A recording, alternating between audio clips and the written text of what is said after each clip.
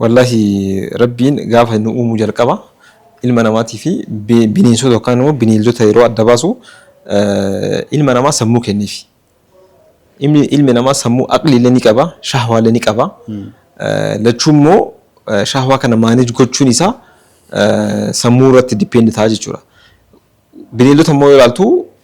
سمون قباني أقلين قباني شهوة قفون تيسان جي شورا ما كناف ربين إلما نما يرو الدقودو كان هون ديو مانج أكقول تنيف هم توفي غاري akka adda baafatanii fi kan adda godhe garuu immoo namni kanarra taree kanallee beekuu wallaalee rabbii irratti yeroo zulmii akkasii hojjetu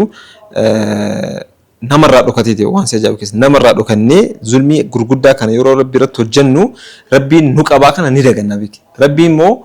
osoo nu sattaruu hin barbaanneeti yookaan immoo osoo rabbiin obsa hin qabaanneeti yeroo nuti zulmii hojjennu sana achumatti zulmii kenneef fasaatila miilaan deemnaa ijaan deemnaa gurraan dhageenyaa harkaan dalagna rabbiin wanta badii nuti ijaan hojjennu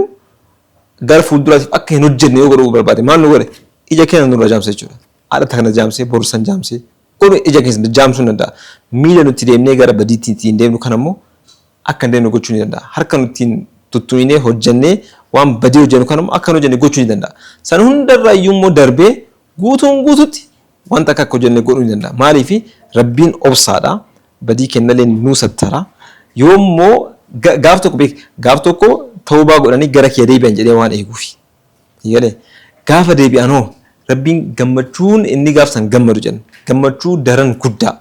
gabrichi kiyya badii balleessarraa ana beekee gara kiyya gara gale jedheetiin rabbiin gammachuutti qabaata jechuudha.